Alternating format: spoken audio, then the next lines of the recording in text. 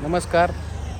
आज सर्वप्रथम सर्वांना होळीच्या शुभेच्छा. मी आता दळण आणायला गेलो होतो गव्हाचं, जेणेकरून आज सगळीकडे पुरणपोळ्या स्वयंपाक असेल.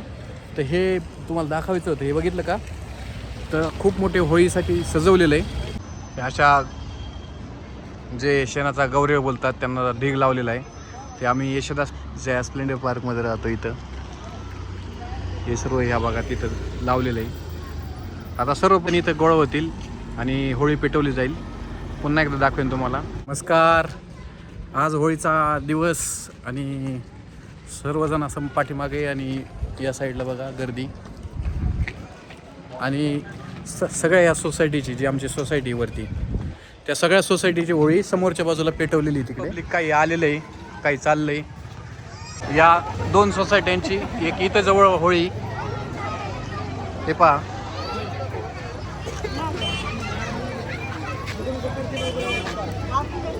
आणि पलीकडे एक पेटवलेली आहे त्या बाजूला दिसेल. ती गँग सगळी जिमवरून डायरेक्ट इकडे आली. हे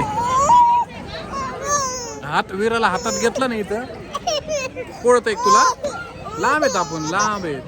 तर हे खूप मोठी होळी पेटवलेली आहेत. भरपूर नारळ आहेत. हे भाजून खाण्यासारखे आहेत. पळत आहे. अय्यो हा झालं. अयो अयो अयो किती लहान बाळ आहेत. बाप्पा करायचा आहे आपल्याला. बाप्पा समोरच्या बाजूला काजलची पूजा चालू आहे.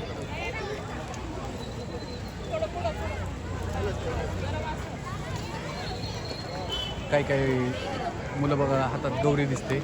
गौरी घेऊन आलेत.